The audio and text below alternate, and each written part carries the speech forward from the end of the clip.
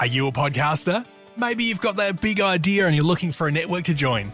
The multi-award-winning Ozcast network can get your content to eyes and ears all over the world.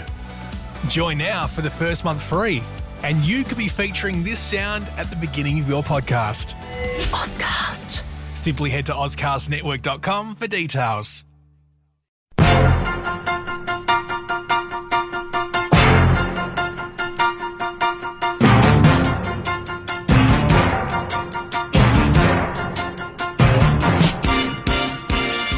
A beautiful Tuesday, ladies and gentlemen. Welcome to the program. I hope you're well, I hope you're happy, and I hope you might spend some time with us as we have a little look at some of the stuff that's been going on in this wonderful world of ours. Something that you may not have known. Peter Clayton behind the camera, Gary walking in and being our audience, and of course, most importantly, you. Something you might not know. Pete, the smell of old books, it's a very distinctive smell. Yes, yes. Do you know what it's called? No. It's called Velicor. Well, you learn something new every day. Yeah, I did. I'd never heard the word. I hope somebody wasn't pulling my leg. I like the word Velicor. Velicor. A wistful, pensive nostalgia infused with the passion of time. It's like the smell of old Jaguars. Oh, like the smell of old Jaguars. I couldn't agree more. If you look it up, check on it for me. It's all right. I don't mind you checking on things. But if I took you over to that bookcase, just over here, I reckon you could smell Velicor in abundance. Oh, yes. I want to say a sad farewell to a great lady. Last week, Pauline Hurren died. You may or may not know the name. A fantastic architect and friend who, in fact, designed this very garage for me. Buildings and homes all over Adelaide. Some of the most beautiful have been designed by this great lady. Now, I don't know how old she was. To me, she was eternally youthful. But I think perhaps in her 90s. Working with her lovely daughter Rosanna right to the very end, you know. Because everyone would say, you know, Pauline has to do the drawings. Oh dear. Vale Pauline Hurren. Bless you. Now, during the week, Peter Manuel from FLAG, which is an interesting organisation, FLAG Australia, sent me a piece from Facebook. In it, a clear warning that right under our noses, the Labor government has perpetrated the greatest land grab in the history of the world. Wow. Now, I'm going to call John Darley, the former South Australian Valuer General, his full book on all of this stuff, because this to me is just so crazy. I say to myself, this cannot be true. You would remember when the government sold the Lands Titles Office. It went, I believe, to a union-owned superannuation fund.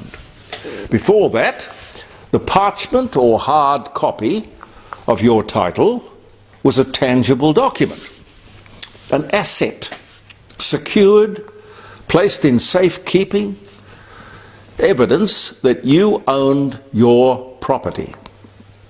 Now, we invented the Torrance title system, which has been taken up all over the world.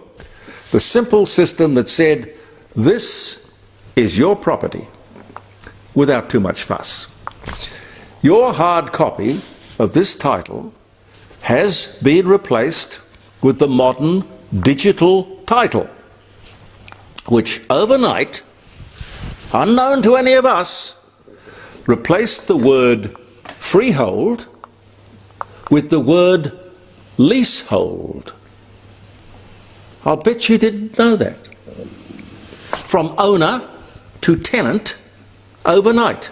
Now, why did the government do this? And why didn't we know about it?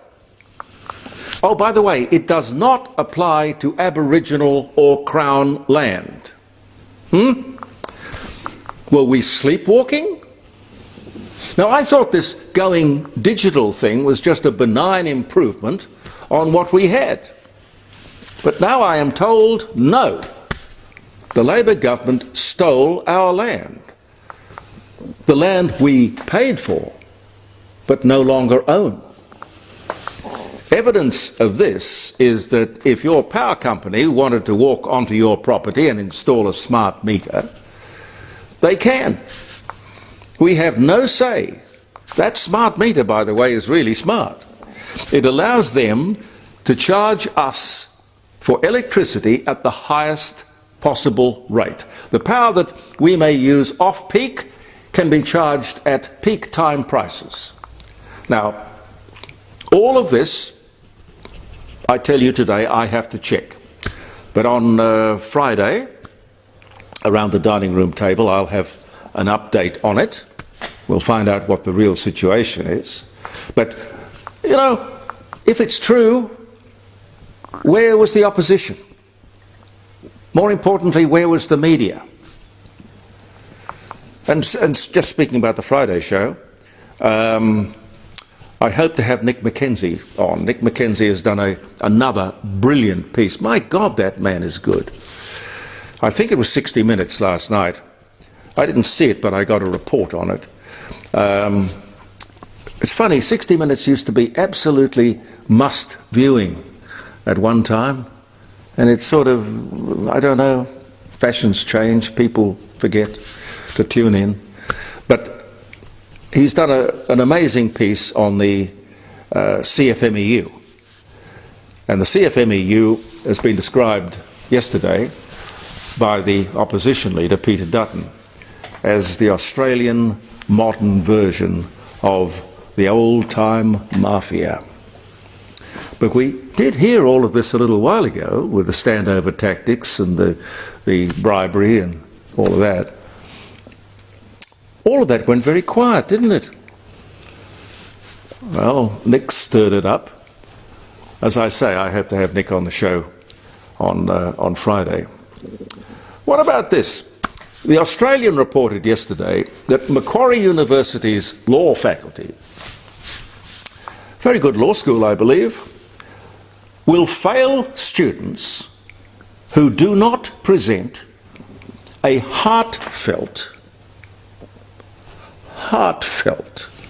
which I guess is the opposite to half-hearted, right? I mean, they're going to have to be really sincere with this. They will fail students who do not present a heartfelt welcome to country. Now, what are we running here? A course on the law or hypocrisy? What if the student doesn't believe in welcome to or acknowledgement of country? He or she should have the right to ignore it, to conscientiously object. Not at Macquarie University. They will fail you. I find that absolutely astonishing. But that was in yesterday's Australian. You can look at that. Blackouts across York Peninsula. State and federal Labor governments clearly care more for their renewables policy than the people and the businesses of Australia. From abundant, cheap, reliable baseload power to this mess. Supply has been intermittent for weeks. And not just here in South Australia, but all over the country. The excuse? Oh, lots of excuses. The hot weather and dust. Yes, dust. The state Labor government says that the summer is to blame, the hottest on record. Well, that's wrong. It's been a very mild summer. Dry, yes, but mild. The Chinese owners of our poles and wires have started maintenance. Well, I say too little, too late. I'm sorry, you anticipate problems, routine maintenance kind of thing. You prevent problems. But why would they care? SA Power Networks has a monopoly. That deal should never have been done. The Liberal government, under John Olsen, after promising it wouldn't, did just exactly that. Wrong and most regrettable. We, the people, should own our essential services. It's that simple. You might like to ring and comment on that on Friday. I can't imagine anyone disagreeing with the statement. A big talking point this week is Donald Trump and our deteriorating relationship with the United States of America over tariffs. What we've got to remember is, when it comes to trade, we are bloody good customers of America. And indeed, through good times and hard times and bad times, good friends of America. We need a balance of power, not a monopoly or tyranny of power. Sure, America is powerful. But I don't think instinctively we like people who throw their weight around all that much. It's out of character with Americans, certainly all the Americans I know. This is a good relationship. But it's a bit unbalanced at the moment. We have plenty to negotiate with, by the way. I was thinking about this. For example, we could now be charging the United States rent for Pine Gap, Narunga, the Exmouth base, naval base, Tyndall. Well, Tyndall's an interesting one. This is where they rotate through 6 B-52 nuclear-armed bombers all the time. Why aren't we charging them rent for that? Fair's fair. There are 800 Americans at Pine Gap. Now, don't get me wrong. I think it's a good idea for Australia, Pine Gap, and probably all the American bases, vital for the United States. We are kind of their aircraft carrier in the Pacific. Think of it like that. Vital for them, comforting for us. But believe me, it's worth a lot.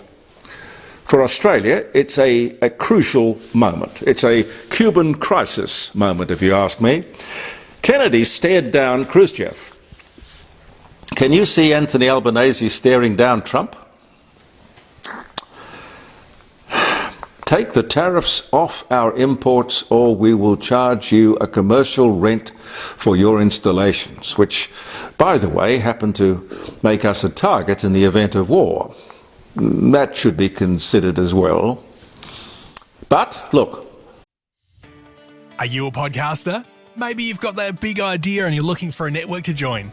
The multi-award-winning Ozcast network can get your content to eyes and ears all over the world. Join now for the first month free, and you could be featuring this sound at the beginning of your podcast. Ozcast. Simply head to ozcastnetwork.com for details. Let's work together. Let's not hurt each other. But we will need an ambassador in Washington who can say that sort of stuff. I've got a feeling our ambassador turns up and the hair on the back of Trump's neck stands up. Anyway, we need a good negotiator in there, a good representative of our nation. Big demonstrations around Australia. Domestic violence against women. Well, hear to the demonstrations. 114 women killed in just 1 year, a little bit over 1 year. The demonstrations were in the capital cities of Australia. All good. But domestic violence is disproportionately perpetrated in the outback of Australia. Now, this would never get a mention on the ABC, for example, but maybe other popular media, I don't know. That would be racist. It's actually cultural, not racist. The highest rates of domestic violence, I looked this up, the highest rates of domestic violence and death in the world are black nations.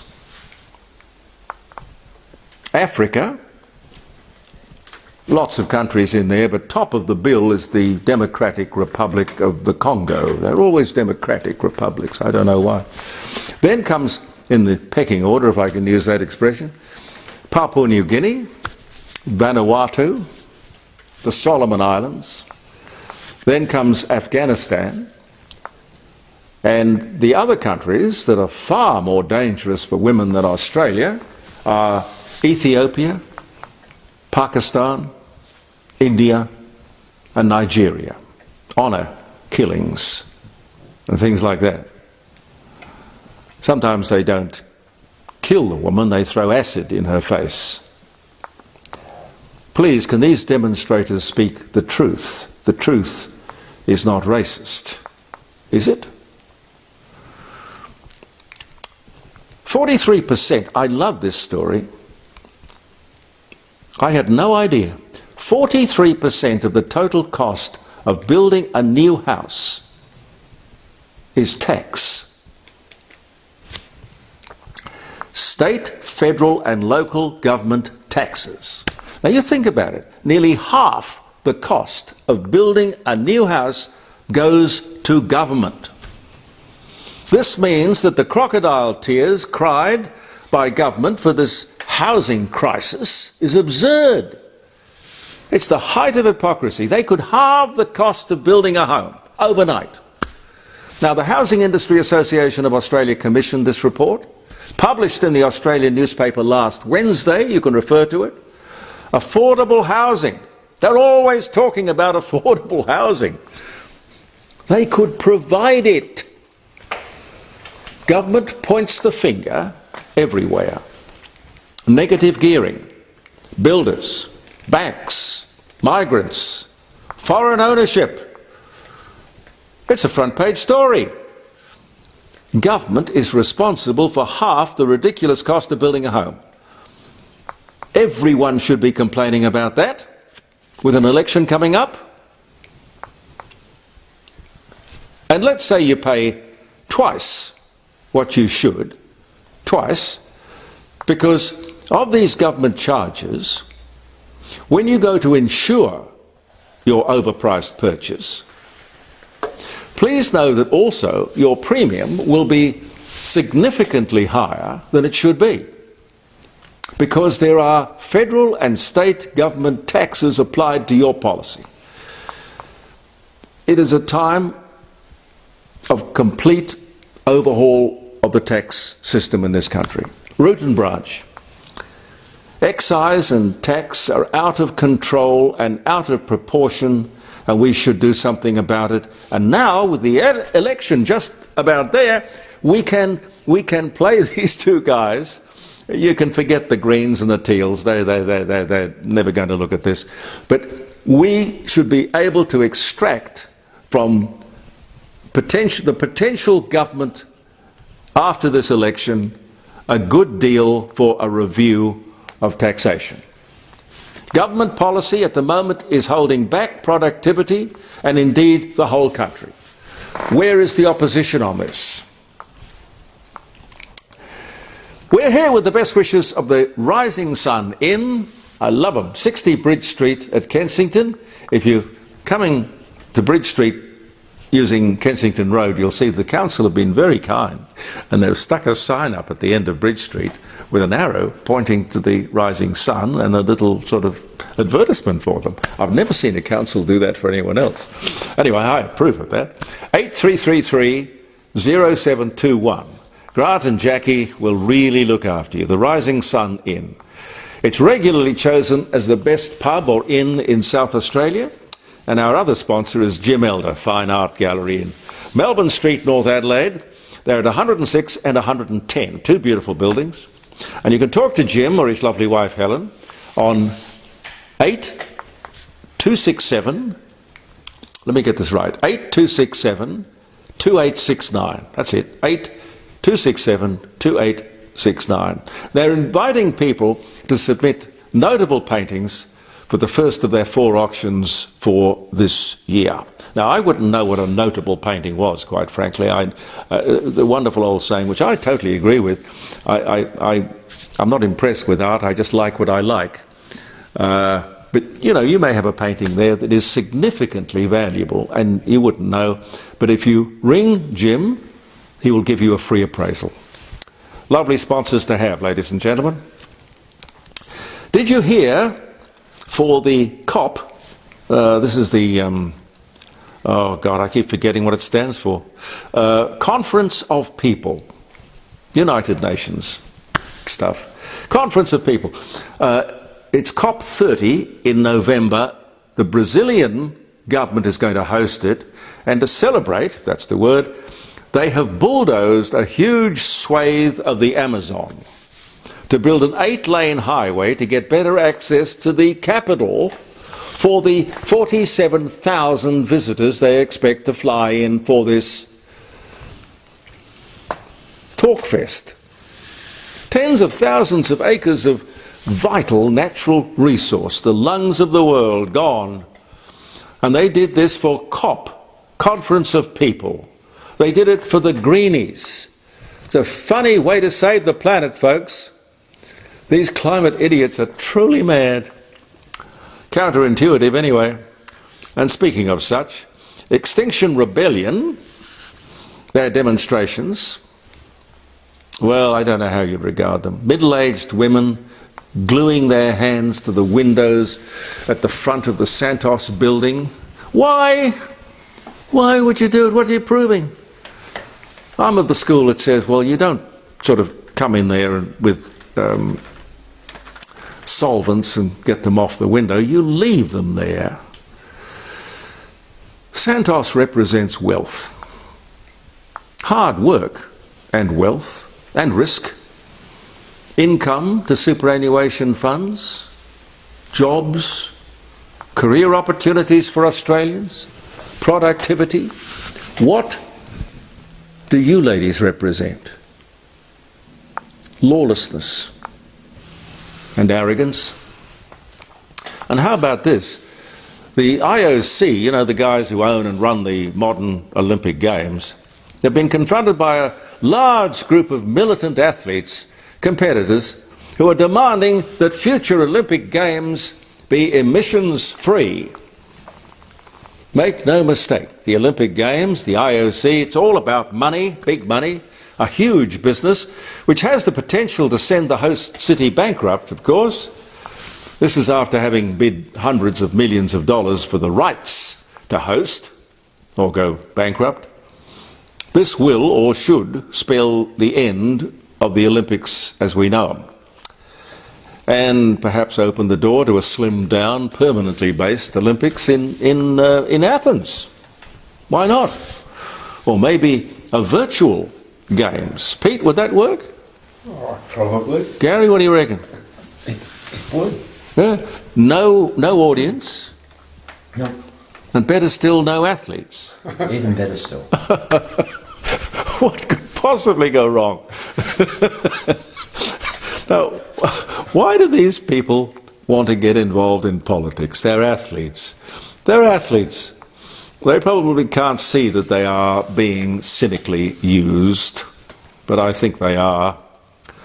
These militants, by the way, when asked just how the Olympics could be carbon-free or carbon-neutral, he said, people, spectators, should still fly in their thousands. Yes, we like an audience, cheering and all of that, that's very big. But they should pay a special carbon tax or levy. The journalist doing the interview didn't, but should have, asked, how does paying more for your tickets reduce your carbon footprint? How does that work? Huh? And while I'm on the subject, can you imagine the Formula One race drivers all getting together to demand that the Grand Prix be carbon-free? They're all making too much money. We've just had it in Australia. Oh, I used to watch it avidly, but it was just this past weekend in Melbourne. 100,000 people in the audience, all breathing. All those internal combustion engines, tyres, exhaust pipes, carbon everywhere. Drivers all keenly competing to go faster, burn more fuel, more carbon, more. Now, these drivers have got multi-million dollar, probably, as I speak, they're probably billion-dollar contracts, I don't know. So who's going to complain? Surely, if we were going to pick a sport or an event to hit on the head with the carbon kibosh, it would have to be the Grand Prix. But here's something. As a token, here in Melbourne, just on the weekend, this past weekend, they used an electric fire truck. Now, I'm sure that would make a very big difference. Oh my God. Oh my God. I thought about doing a what the papers say thing, because they do have a lot of interesting stuff, Yeah. and a huge staff to gather it, as opposed to us. A couple of stories from the Australian, which is a very good paper. Apparently, there are significant suppression orders surrounding that young man who allegedly boarded a Jetstar flight at Avalon Airport with a loaded shotgun, claiming to have a bomb in his bag. What is there to suppress, I wonder? But the media has been put on notice. This guy, of course, he's got his rights, and so do we. We have a very important right, and that's the right to know. And on page 4 of, Are you a podcaster? Maybe you've got that big idea and you're looking for a network to join. The multi-award-winning Ozcast network can get your content to eyes and ears all over the world. Join now for the first month free, and you could be featuring this sound at the beginning of your podcast. Ozcast. Simply head to ozcastnetwork.com for details. I think Wednesday's Australian, in case you missed it. No other developed nation in the world has suffered a greater setback in its standard of living than Australia. I had to read that twice. They're talking about us. We are the worst in the world. Google it or check the Australian newspaper from last Wednesday. Household or disposable income, the worst in the world? From among the best to the worst in just 3 years? To my knowledge, only reported in the Australian and on 3AW and 2GB. And here in the Court of Public Opinion, of course. Wouldn't you think that story would get a mention on the national broadcaster, the ABC? I think they're probably too busy running a protection racket for the government. They tell me that the 3 big issues at the election will be cost of living, and, oh yes, cost of living. In the most energy-rich country in the world, with its renewables policy, Labor has in just 3 years set us back 20 to achieve absolutely nothing. And make no mistake, the high cost of electricity is reflected in everything we do, everything we buy, everywhere we go. And it's going to get worse. An independent survey released just yesterday reveals that at the supermarket checkout, our bills are on average 30% higher than they were 3 years ago. And just to add to our energy woes, the National Energy Regulator will, in July, increase the cost of electricity by 10 to 13%. That's the default cost, which sets the price that we pay. When asked for justification, the regulator, or their spokesperson, said, to continue paying for the conversion to renewables. So why are you putting the price up? To continue paying for the conversion to renewables. There it is. There it is. He went on to say, And it's expensive to run two systems, the old and the new. Well, absolutely, it's not only expensive, it's stupid and unnecessary and useless. What governs the price of electricity, do you think? I will tell you. I looked it up. It's the cost of production and it's the cost of transmission. No problems before Labor's renewables. From the cheapest energy to the most expensive. And totally the government's responsibility. So at this election, as it looms, please know that these almost impossible prices are a result of Labor's energy policy. Because they honestly believe that 1.3%, that's Australia's contribution to global emissions, has to come down to zero, which of course is impossible, will never be achieved, and will, if it happened, mean nothing anyway. It can't happen.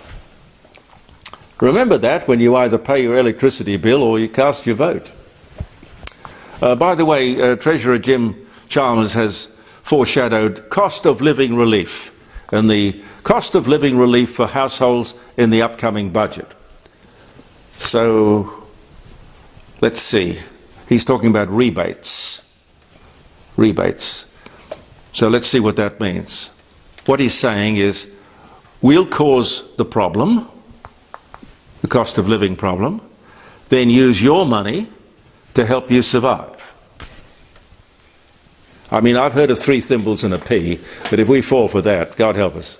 As Aristotle said, it is also in the interest of the tyrant to make his subjects poor.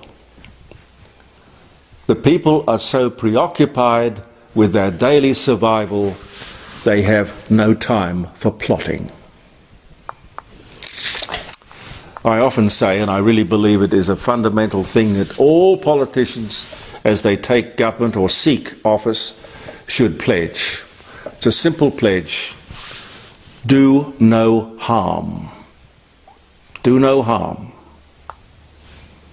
This whole cost of living issue is a willful act of economic self-harm. And don't spend it all at once, by the way. The government has given single pensioners $4 a fortnight increase. $2 a week, mate. Oh, yeah, it's good. $2 a week. Oh, gee. Okay, and if you have a partner, it's $7 a fortnight, so $3.50 each. So as I say, don't spend it all at once.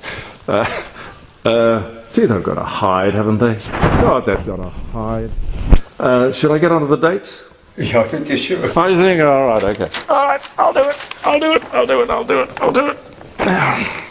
Oh, happy birthday to Dick Smith.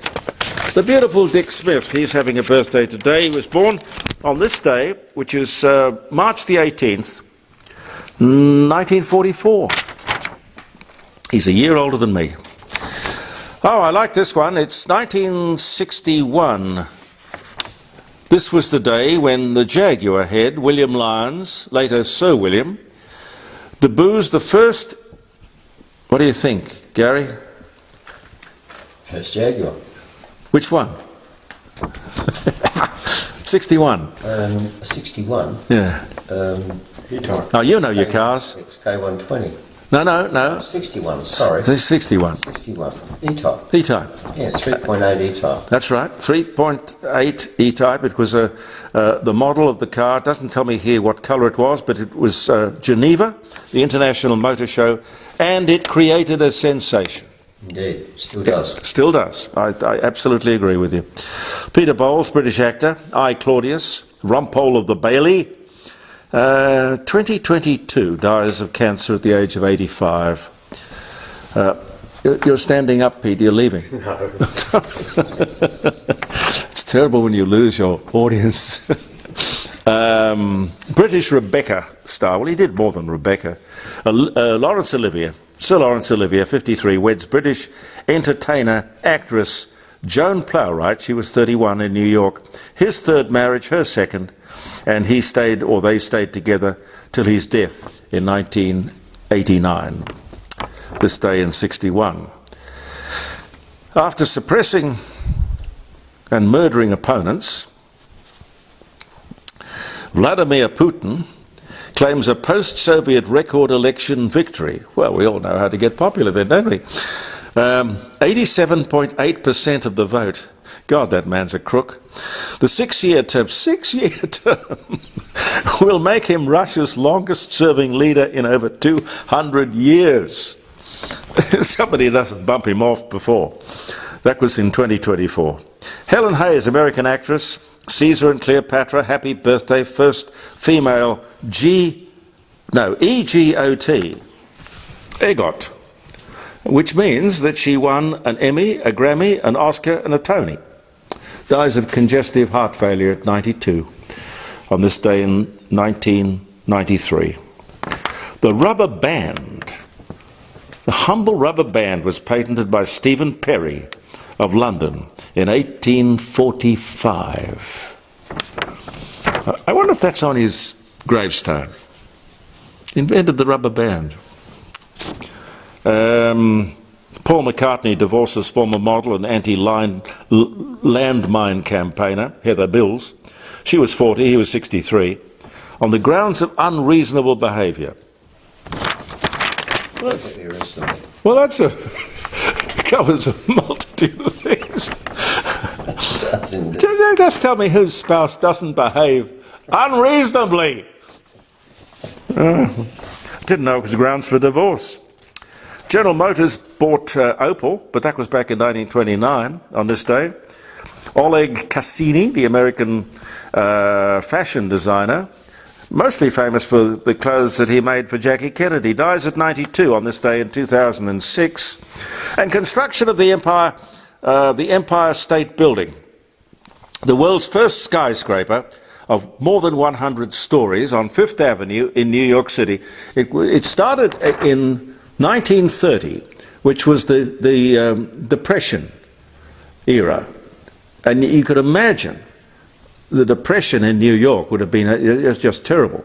You know, soup kitchens and poverty and people sleeping on the streets. But do you know, they built the Empire State Building in 1 year, from the ground to the top, and not a single strike. And it's a beautiful building. Have you been up to the top of the Indeed. Yes. Empire? Yeah. Yes. It's remarkable. One more. 1942, US General Douglas MacArthur arrives in Australia to become the Supreme Commander of Allied forces in the Pacific. Thank you very much for being with us.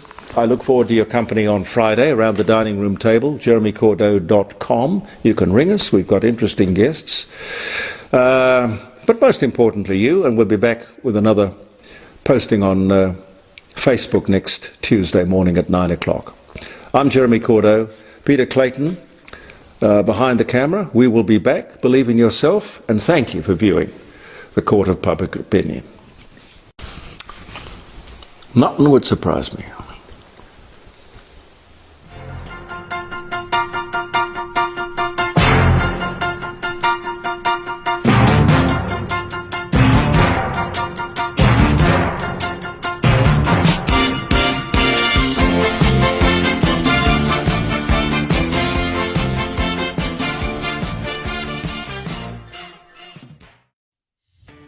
Are you a podcaster?